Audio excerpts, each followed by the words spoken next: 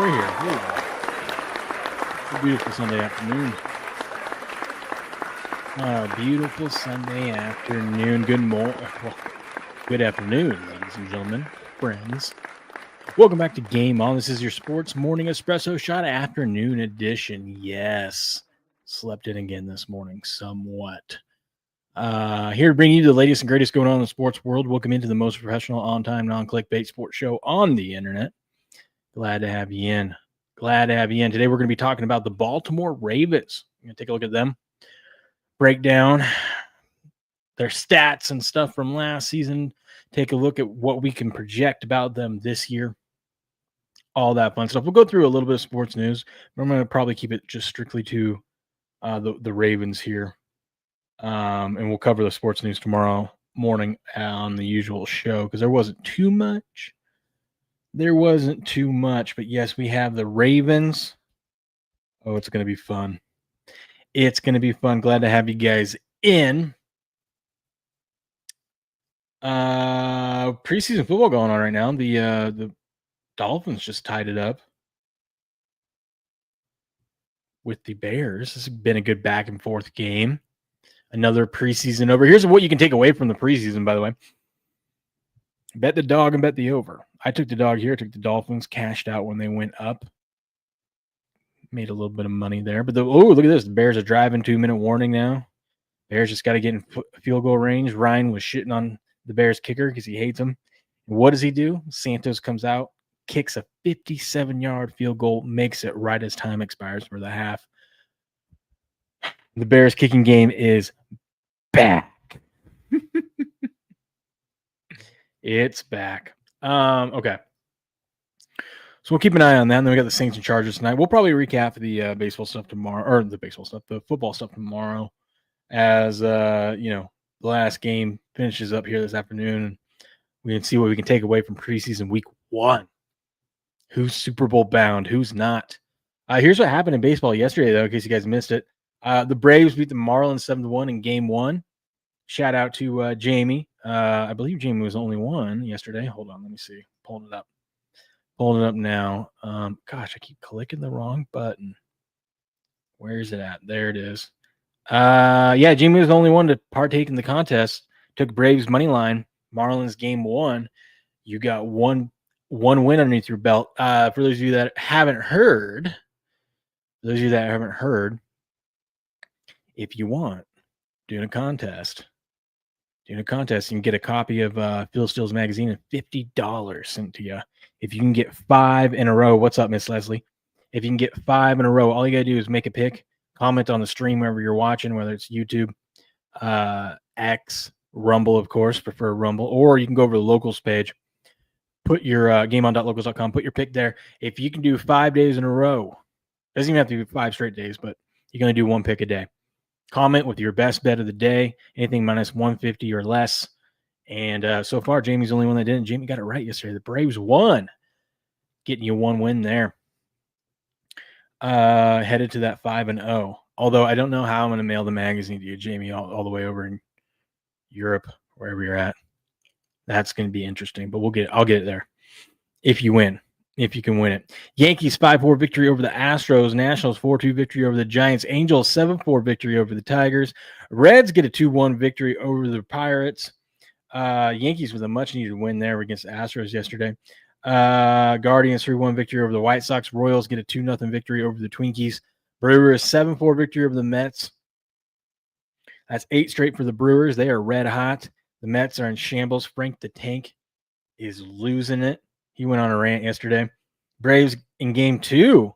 System play does not come through for us. They get an 8-6 victory over the Marlins, although that was a better effort from the Marlins in Game 1. Cubbies get a 9-1 victory over the Cardinals. Phillies 3-2 victory over the Rangers. 6-5 win for the Diamondbacks over the Rockies. Padres in extra innings get it done 5-4 over the Red Sox. Dodgers 9-1 victory over the Blue Jays, and the Mariners 7-4 victory over the Rays. I'm not going to preview like we usually do today's games because a lot of them already happened, but here's what's going on right now. We're going to extra innings in the Twins-Royals game. Bottom of the 10th there. Twins have a chance to win it here. Just all they need is a hit. Reds are up 7-4 on the Pirates. Pirates got the bases loaded. Do they just walk a runner in? Bases loaded, 2 outs. Do they just walk a runner in? No way. Astros were up 4-1 on the Yankees, top of the 8th.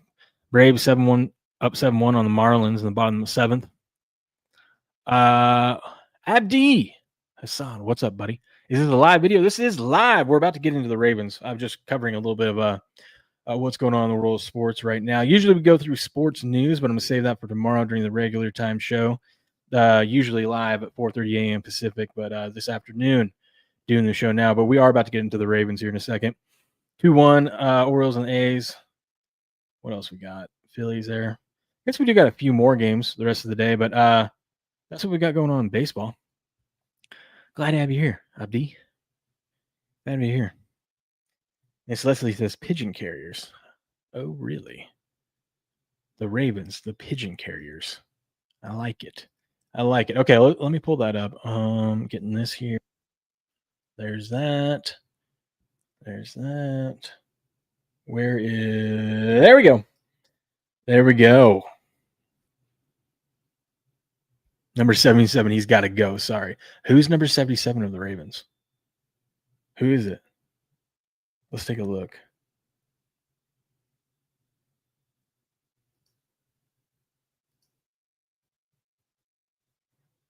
Oh, this doesn't tell me their numbers.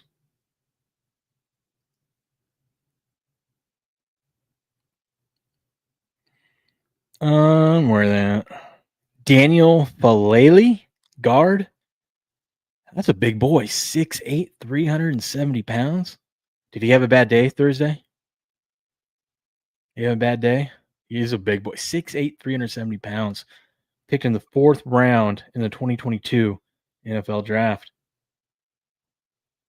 Yeah, if he hasn't panned out by now, get him out of here.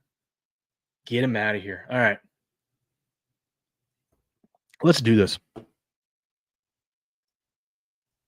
All right, today we're going to be covering the Baltimore Ravens 2025 upcoming season, courtesy of Warren Sharp and his book. If you haven't got it already, you should go get this book. I got the PDF version and I got a hard copy. Look how thick this thing is. But, oh, my God, this thing has – if you're a data junkie, an NFL junkie, and especially if you're a sports bettor, you should go check out Warren Sharp's book. Get you a copy of that. Look at all this. You're about to see in this video exactly what you get, chapter by chapter on every single team, plus other extra nuggets on here. But we're heading into John Harbaugh's 18th season. They're bringing back their offensive coordinator and defensive coordinator, so no changes there. Abdi says number 77 is horrible. Yeah.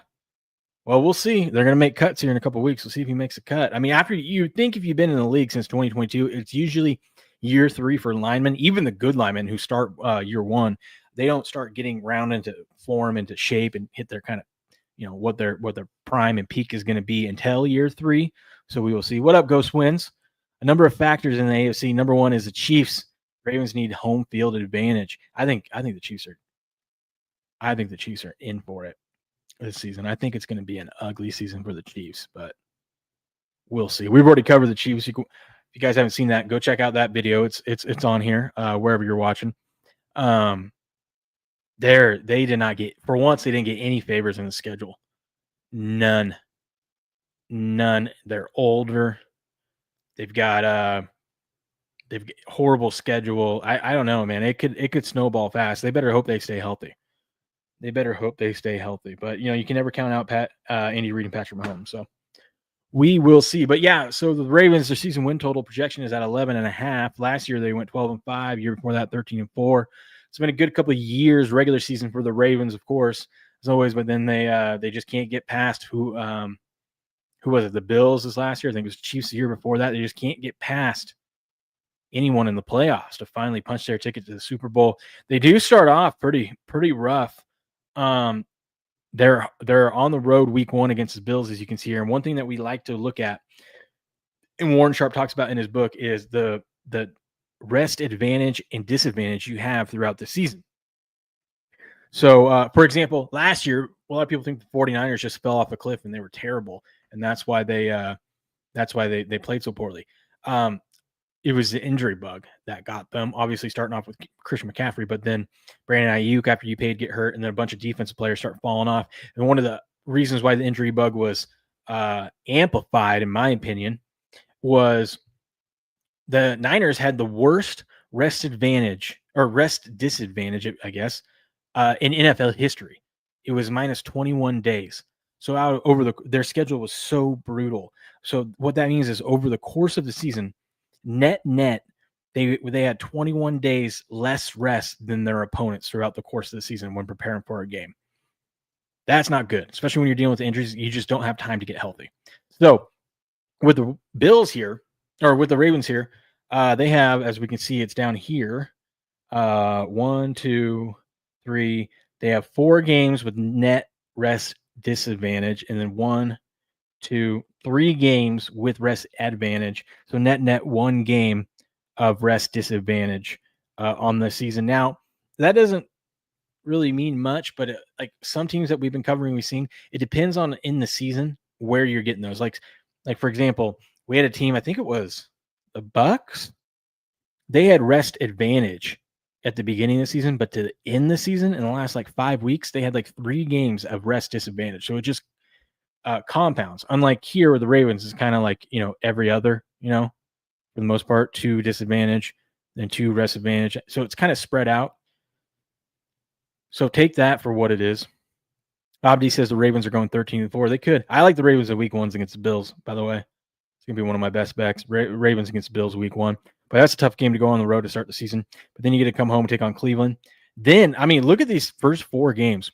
You get a home game against Cleveland, but you got to go on the road to Buffalo. Week 3, you're home against Detroit. And then you got to go down to Arrowhead and play Kansas City. That is brutal, although I do think I would not be surprised to see the Ravens 4-0 through that stretch. So if you do like the Ravens this season, I would buy in on them now. I know it's not sexy and fun because they are the favorites to win the Super Bowl, so you're only getting like plus 800 on them to win it, or maybe plus 750. But if you can do like the betting exchanges where you can buy stock into them, like right now you can buy the Ravens to win it all at 12%, which is essentially 8-1. Do it, because if they can go through this stretch in the beginning and be 4-0, they're going to shoot up, and you could cash out then if you wanted to. I don't know why you would, but you could for a profit after just 4 weeks of the season.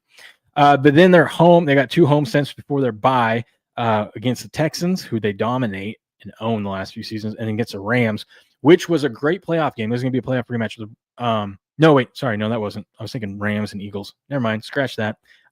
Would be a great playoff game if they ever met. I guess they'd have to meet in the Super Bowl. Then they got an early week 7 bye. Home against the Bears. Look at that. They're going to be home for a month straight. Home, bye, home. Then they got to go on the road for 3 straight games. And we got to watch that Cleveland game, what the spread is going to be on that Cleveland game. That might be a spot to take Cleveland. Them Ravens might be a little overvalued there. But they'll be away in Miami, away in Minnesota, then away in Cleveland. Then they get 3 straight home games. It's actually not a bad schedule. You get Jets, Bengals, Steelers. Then you got to go on the road to the Bengals. So they will be playing the Bengals 2 times in 3 weeks. Home against my Patriots, and then away to finish the season, which is not easy. You got to go to Green Bay and then to Pittsburgh. That's not an easy way to finish the season, but not a bad schedule compared to some of the other ones we've seen. Green Bay, all their toughest games they get at home. They have a brutal schedule, but they get to play every single tough game at home. It's crazy. Key players they lost over the offseason. They lost right guard Patrick McCarry to the Jags, Brandon Stevens, cornerback, to the Jets, Malik Harrison, linebacker, to the Steelers, Josh Jones, right guard, out to Seattle, Nelson Aguilar is gone, Tre'Davious White is gone. He went back to the Bills. Who else did they lose? Josh Johnson, he gone. How are they ever going to recover from that? Some other key people they lost there. Key players they added. They didn't really do much. They didn't have much money to spend in free agency, but they did go out and get DeAndre Hopkins. They got a really solid. We saw Cooper Rush as a backup quarterback in Dallas win some games. So when you're looking for a backup quarterback, having a quarterback that has been shown that they can win, that's a good move there. I thought that was a good pickup, and good for him. The best job in the world is backup quarterback in the NFL. You get paid handsomely, and you have 0 expectations. Great gig there. And then just a couple minor minor people there that they ended up picking up. Their draft, 27th overall pick this year, they took safety Malachi Starks out of Georgia. How about that? Malachi Starks out of Georgia with their first round pick.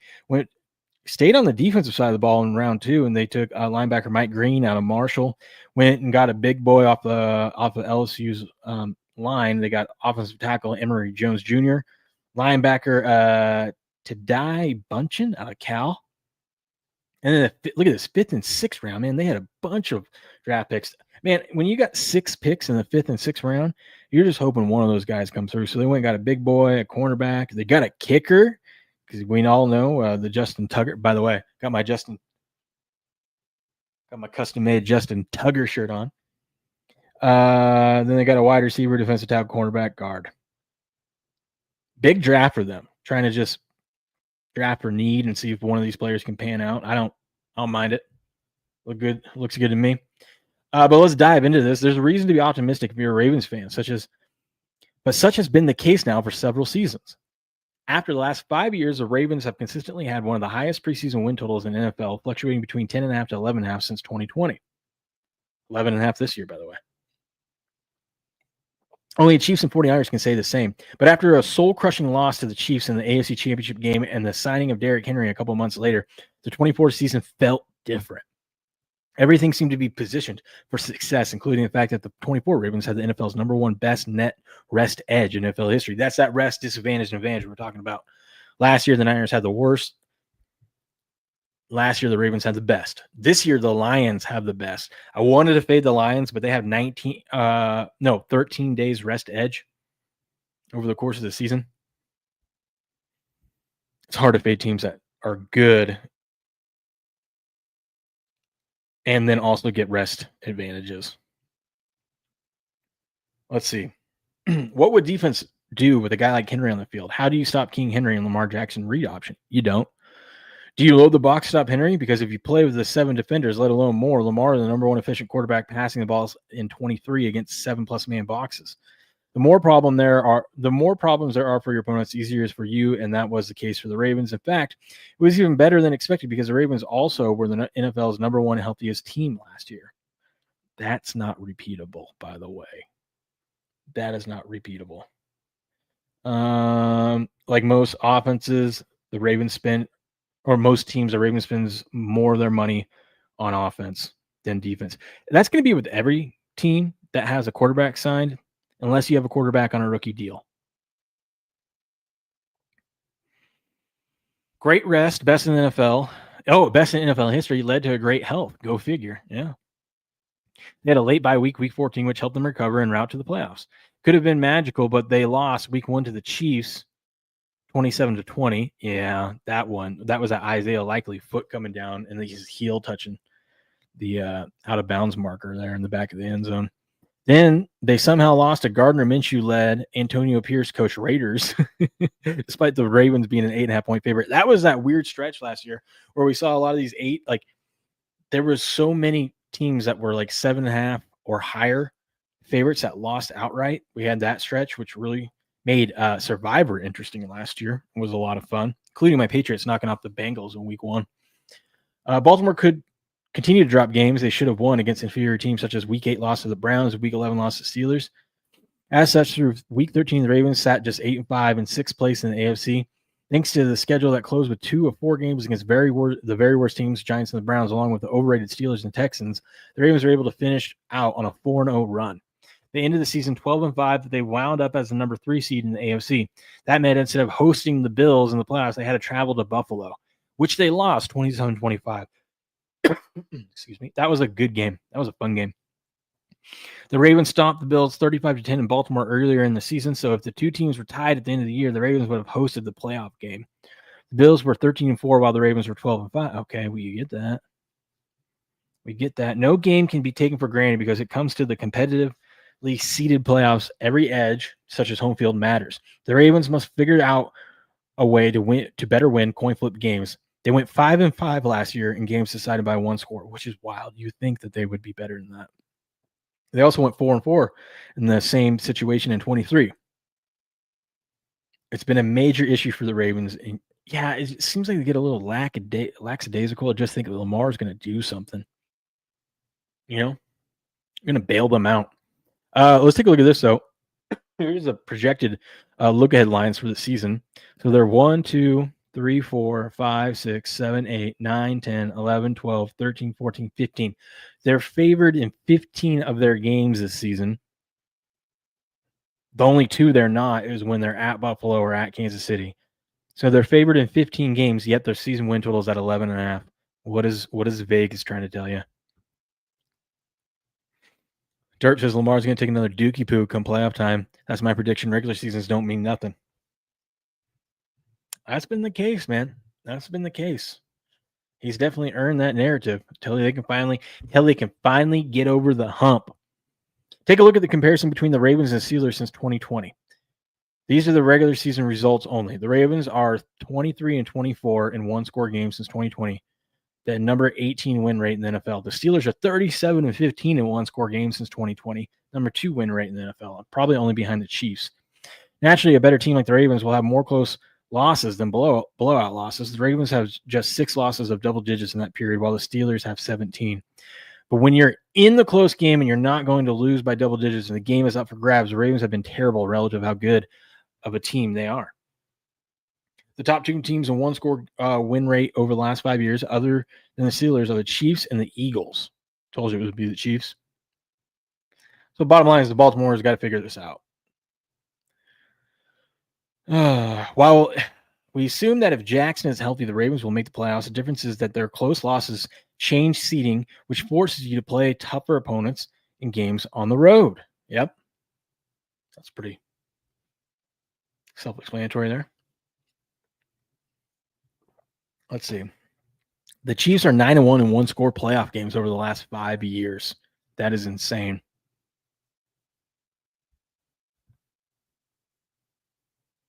Especially since they never get help from the refs. Never. Let's see.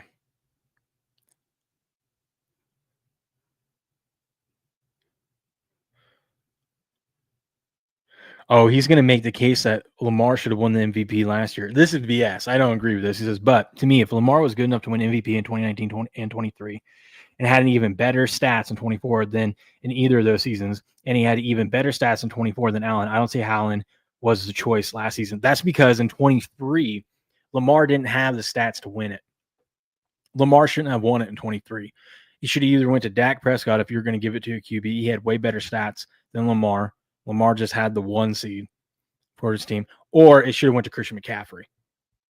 He was the one that actually deserved it that year, in my opinion. So, but you had all these talking heads make the case about it's not all about stats, and blah, blah, blah. And then last year, they turn around and try to say, oh, it is about stats. And that's why the Ravens should get it, or Lamar should get it over Josh Allen. Josh Allen, the reason why Josh Allen didn't have the stats is because his team was so damn good, he wasn't playing in most fourth quarters. That's why. And if you take Allen off the Bills don't even sniff the playoffs.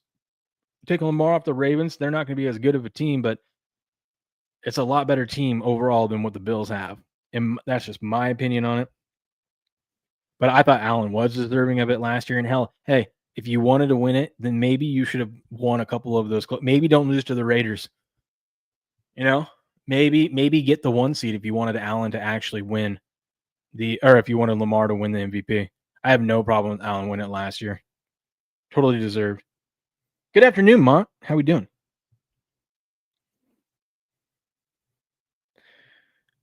Says to be the man, you've got to beat the man. No, it's a new year, new deal. The same argument why Lamar won it in 23 is the same argument why Allen won it last year. You can't just flip-flop it because you want Lamar to win it again. That's absurd. I'm not saying he does, but there was talking heads on ESPN stuff that were saying that kind of stuff. One of my favorite parts of these chapters is talking about making the argument. Warren Sharp does a good job making the argument for you of why you should bet the under or why you should bet the over, and whatever you feel is more correct, you can choose to go that route. So here's why you should bet under 11.5 wins for the 2025 season of the Baltimore Ravens.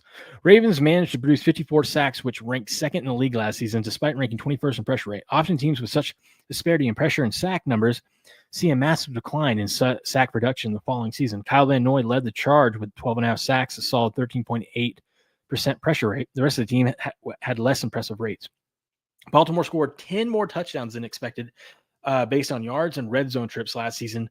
A team led by Lamar Jackson should routinely outpace their expected touchdowns, but 10 extra touchdowns is a large number, even for a good offense. A couple fewer touchdowns could mean a couple fewer wins next season. Injuries were not much of an issue with Baltimore last season, and it was a big reason for their success. Pretty much every notable starter played all 17 games, including Jackson and Derrick Henry. The Ravens might not be so lucky next season. It could affect their win total. That will be interesting to see. The injury bug. Nothing you can do about it. The fact they were so healthy last year, man, last year was their year to get it done. But I do think this team is ready to make a run and actually could get to the Super Bowl. It'll just be dependent whether they get hit by the injury bug or not. Here's why you should bet over 11.5 wins for the upcoming 2025 season for the Baltimore Ravens. It was another spectacular draft of the Ravens, who filled two of their biggest needs on days 1 and 2. With the 27th overall pick, they selected Malachi Starks, who will be a difference maker in the secondary. Baltimore followed up by picking Mike Green, a ferocious edge rusher out of Marshall. The rookie will join the already solid defensive unit that ranked 11th in efficiency last season. If this unit improves, so will their win total. Lamar Jackson has managed to improve statistically in each of the past 3 seasons. He's become more comfortable as a pocket passer and has become more efficient.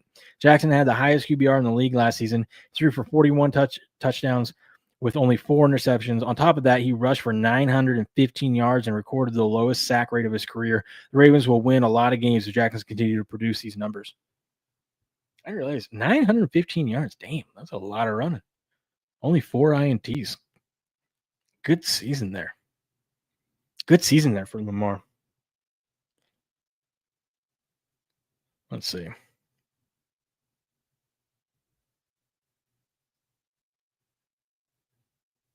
Now turn to the final page of this chapter and compare Jackson's 24 season to his 23. Or don't. I can save you some time. Thank you.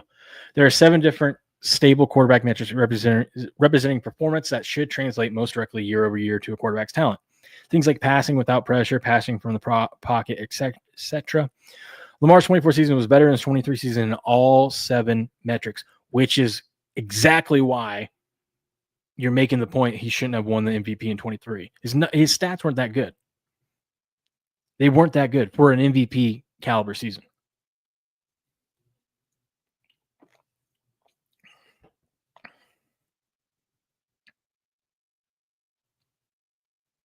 Basically, he's just telling us that Lamar was way better in 24 than he was in 23, which we already know. Lamar was really good last year. He was really good.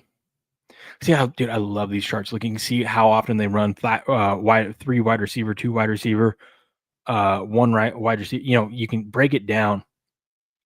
And then you can break it down by their efficiency of EPA per play. He even has heat maps in here. You guys should really go check out that. You can get this digital version, like what we're viewing right now, for I think it's only $30. The book is like 100. It was on sale. I got it for 62 though. It was on sale last month. I don't know if it still is, but still, it's worth every penny. Worth every penny. I do. By the way, not a sponsor. Excuse me, not a sponsor. I don't get paid to say that. I just like to bring you guys good resources. Okay, so let's see. It's just telling us once again how good Lamar was last year. Lamar's EPA per play is higher than Patrick Mahomes, Jalen Hurts, Joe Burrow, Tom Brady, Matthew Stafford, Justin Herbert, and Brock Purdy, amongst others. Lamar's yards per attempt average is higher than Josh Allen and Mahomes. Okay, a bunch of people again. But here's the context you should be aware of. Lamar faces the NFL's #1 highest rate of blitzes of any QB in the playoffs. The NFL average in the playoff is a 26% blitz rate, less than half of what Lamar faces. For comparison, Burrow has blitzed just 15% of his dropbacks. Lamar has blitzed 53% of the time. When Lamar is not blitzed in the playoff in his 19 against the other 19 playoff QBs, and when he's not blitzed, he ranks #1 in all these important categories. Lamar has been the best playoff QB when not blitzed, period. Dude, you need to get off Lamar's nuts. You're getting a little scary here. Warren. I know you're just trying to, give us what the data tells us, but I mean, let's pump them. Did you need all caps? We get it. We get it. For comparison, the NFL, let's see. Lamar faces the highest rate of man coverage. Allen only faces 17% compared to Lamar's 50. Lamar has been the best playoff QB against zone coverage, period. Yeah, because if you play Lamar in zone, he's going to run option on you every single day, and twice on Sundays. He's the number one QB in the playoffs statistically against what most QBs face most of the time. You know who's number one in the playoffs? Patrick Mahomes. We know why, because he has the most trophies. You can be number one in all these cool categories. Let's take the category of Super Bowl rings. Let's take a look at Lamar's rings and Patrick's. Let's look at Lamar's rings and Jalen Hurts' rings. What are we doing? What are we doing? I mean, I get it. He's good. He's really good. For some odd reason, though, he can't ever be that good when the team needs him most. I mean, I know it's not all on Lamar, but at this point, we're going to put a lot of pressure on Lamar because it's just what happens. You're the quarterback. You're getting paid all that money. Everyone, you've gotten your MVPs. Everyone praises how well you are statistically. At the end of the day, you got to finally win something, Hell, get to the Super Bowl. How about that? Let's start there. Let's get to the Super Bowl.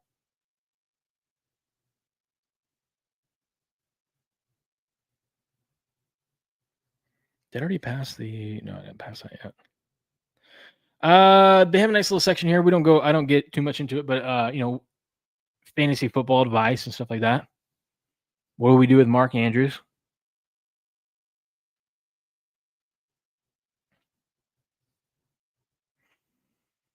Zay Flowers, DeAndre Hopkins, Isaiah Likely. Kind of breaks down all those players. You can read that if you want. Let's look at the Ravens defense. I'm always curious about this. The Ravens were arguably the top run defense in the league last season, finishing first in yards allowed per running back carry, 3.5, 6 in negative run rate on those QBs, and first in yards after contact allowed by a running back. While Michael Pierce retired, the core of the 24 unit returns. Madibuki consistently made plays in the backfield last season, and Travis Jones logged 12 run stuffs of his own, finishing with a tackle on almost 20% of his run defense snaps. The Ravens recorded 54 sacks, second most in the league, but their 33% pressure rate ranked 21st. Cowboy and Noy led the team with 12.5 sacks, putting up a very good 13.8 pressure rate. Alway contributed 10 sacks, but his 11.7% pressure rate was less impressive, and a big fall off from where he was in 23, though he only had 5 sacks that season. Ajobu, however you say that, David Ajabo, finally got on the field for an extended time after playing 5 games the first 2 seasons, but he did not shine in the rotation role, logging at just a 7.1% pressure rate. Robinson did not do any better for those. Okay, basically those guys suck. A linebacker, Roquan Smith, ranked first on the team with 17. Roquan Smith is a beast.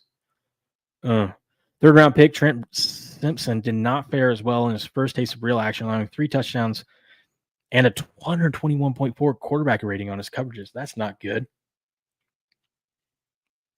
No wonder they went and drafted some defensive guys this year. Brandon Stevens was the other primary snap taker at corner, but he joined the Jets in free agency. Awazi was added early, but the addition of Jair Alexander in June could end up being what the Ravens need to replace Stevens. Didn't Jair Alexander get hurt? The Ravens selecting Malachi Starks in the first round could also free up Hamilton to help out more of the corner moving forward. Yep. More stats, charts, all that stuff. If you're a data junkie, I love this because it tells you when do they score. The Ravens were the number 2 team last year, scoring points in the second quarter. They were the number 2 team leading at halftime. Number 3 team in the third quarter. Number 4 team in the fourth quarter. I also tell you they're against the spread coverage. Just beautiful. Mark Andrews led the team with red zone targets of 16 last year, followed by Isaiah Likely. Not a surprise. The Ravens have the 21st easiest schedule this season, so that means they have the 11th toughest schedule. Yeah, it's not an easy schedule that they have. We looked at that at the beginning of this. Definitely not easy. Let's see. Let's look at some of Lamar's splits from the Ravens' playoff loss against the Bills last year.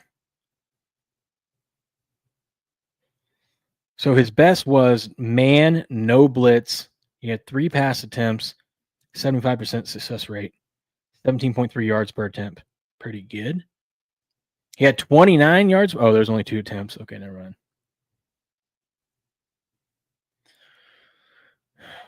So the Ravens against the Bills were dominant against everything other than man blitzes, and the Bills knew it. During the season, the Bills used man blitzes on just 11.7% of dropbacks, number 16 in the NFL, and below the league average.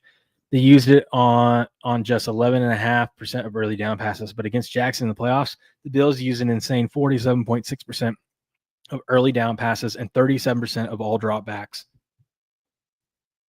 Well, the Bills did their homework, and the Ravens clearly did not, or did not plan, or have a plan in place. What happens if the Bills are going to do man blitzes on you?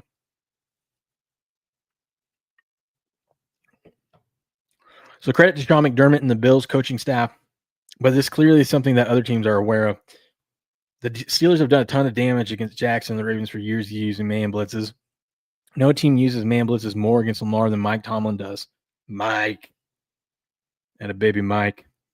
Steelers are 8-2, 80% against the Ravens since 2020. That's something to think about when they play the Steelers this year. Hell, in the AFC Championship in 23 against the Chiefs, Steve Spagnuolo went from a 15% average of blitzes to 32% against Jackson. I think we figured out his kryptonite. But this guy's supposed to be amazing. You guys are telling me he's the MVP. You guys are telling me this guy's so good. He's been the best playoff quarterback that we've seen in the last few years. But he can't handle a blitz. Doesn't seem like what the best quarterback in the league should. You think the best quarterback in the league should be able to handle a couple blitzes, you know? But he's statistically number one best QB in all other situations. Well, get better at this one, man. The Ravens should know how to expect it, or should know to expect it, and they need to be better prepared schematically to punish it. I'm surprised Harbaugh hasn't figured this out or figure out a way to solve this problem.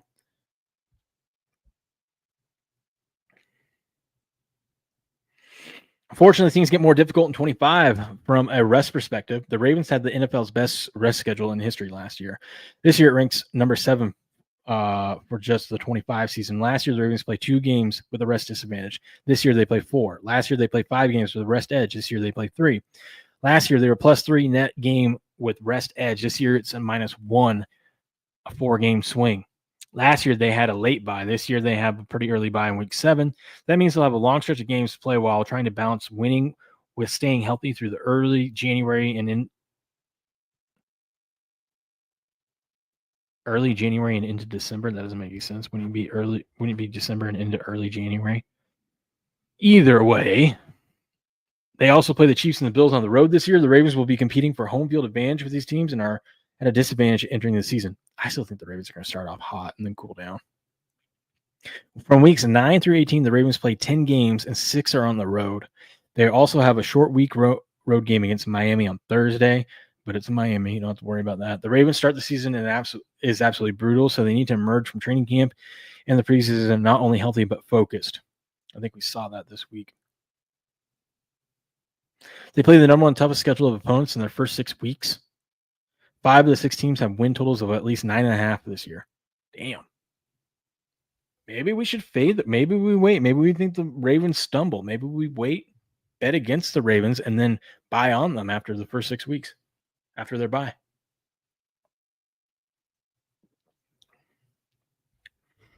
Question is, can this Raven team make the Super Bowl? Lamar said, I'm tired of being right here or right there. We need to punch in that ticket after the playoff loss exit last season. Super Bowl window doesn't stay open indefinitely, and this Ravens team is loaded with talent on both sides of the ball. The clock is ticking on the core group of players, and 25 may present the best opportunity for the Ravens to capture the Lombardi Trophy. I think 24 was the best opportunity, if you ask me. That team was freaking good last year. Remember last year's start, they lost to the Chiefs in week 1 on the road, then dropped a home game to Minshew and the Raiders in week 2, despite being an 8.5-point favorite. Yes, it was embarrassing. This year they play the Bills in week 1 on the road, and they have a home game against Joe Flacco's Browns. Kind of sounds like we're headed for the same situation. They need to be ready for man blitzes against the Bills out of the gate, and they need to ensure that they don't take a beating from the Browns. Now, one good thing about this is they know that they're playing the Bills in week 1 in Buffalo, same as the last game they just played in January. They know what the Bills are going to do. They know the Bills are going to blitz more than they normally do. You have all off seasons to figure this out. So I would give because the Bills aren't going to change anything. You know what the Bills are going to do. Why would the Bills not blitz like crazy? Because it worked for them in the play. Why would they not do it again? Right? They've seen teams blitz Lamar, and that's how they stop them. Why wouldn't they do that again? So if you're the Ravens, you have the advantage because you know what they're going to do. Now you just need to go out and execute.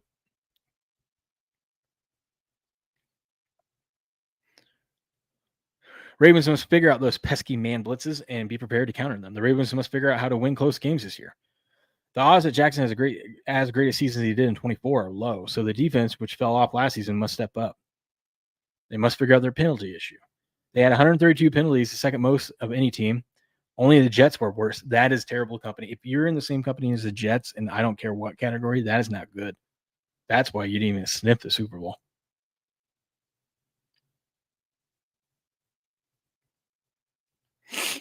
The Ravens can't win enough games to get home field advantage when they're committing the number 2 most penalties, and the Chiefs are committing the 4th fewest. For example, the Ravens had 7 roughing the passer penalties, the most in the NFL. The Bills had 0, and the Chiefs had 1.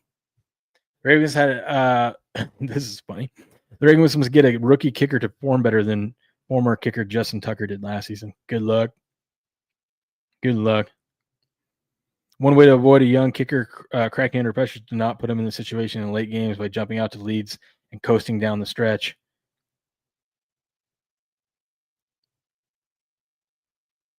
There's a version of the 25 season where the Ravens finally get over the hump, where their roster stays healthy, the penalties are cleaned up, the kicker holds his nerves, the offense shreds man blitzes, and Lamar turns another MVP caliber season into postseason validation. But for that to happen, Baltimore can't keep playing like a team that's allergic to the margins. They can't afford another wasted home loss to a backup quarterback. They can't afford another year leading the league in penalties, including EPA losses. They can't afford another season going 501 scored games while watching the Chiefs and Bills turn those same coin flip games into home field advantage. Most importantly, they can't keep walking to the playoffs vulnerable to the exact same defensive plan that's worked against them time and time again. The Ravens are too good to keep losing like this, too talented, too dynamic, too consistent in everything except the things that matter most in January. And there it is. That's the key point right there. So quit with all this Lamar shit of him being the best statistical quarterback out there. You know, you got to translate that into rings. I'm going to keep saying that. 24 taught them anything. It's at the smallest lapses, one busted coverage, one roughing penalty, one missed kick, one failed blitz pickup are the difference between hoisting a trophy and watching the confetti fall for someone else. The path is there. The quarterback is more than capable. It's no longer about proving they belong in the conversation. It's about proving they can finish it. What a way to end that chapter.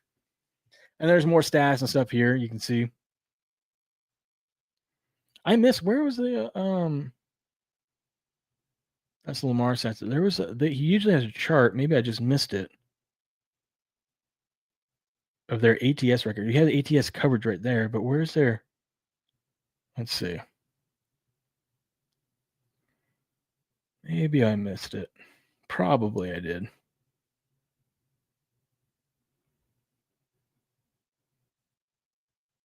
Look at all this info you get.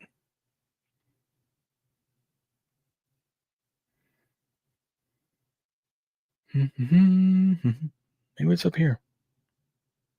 Here it is. Team records and trends.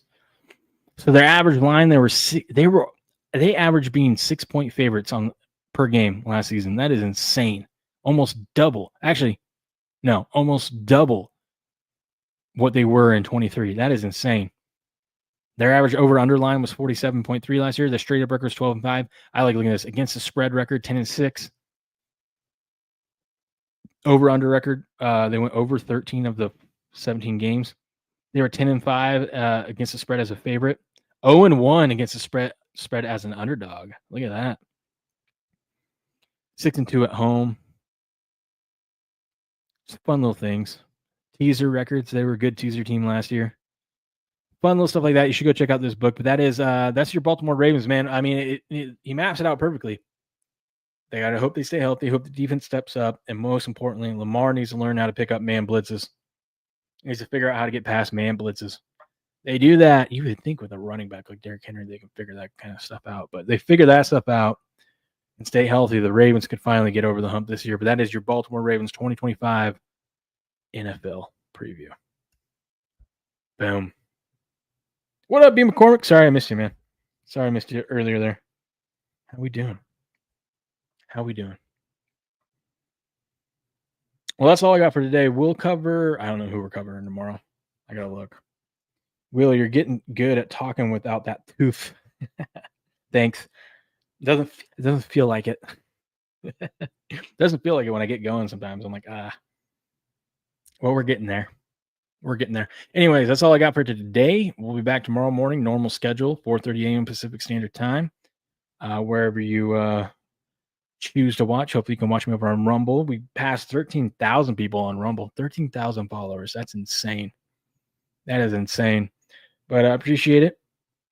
I just got in here. I'll go back and listen this afternoon. Atta baby. Make sure you smash the like button while you're there. Repost it. Let people know where to find the most professional, on-time, non-clickbait sports show on the internet. But I will catch you guys tomorrow morning bright and early. I don't know who we're covering yet next tomorrow, but we will cover a new team. But until then, good luck, good gambling, and game on.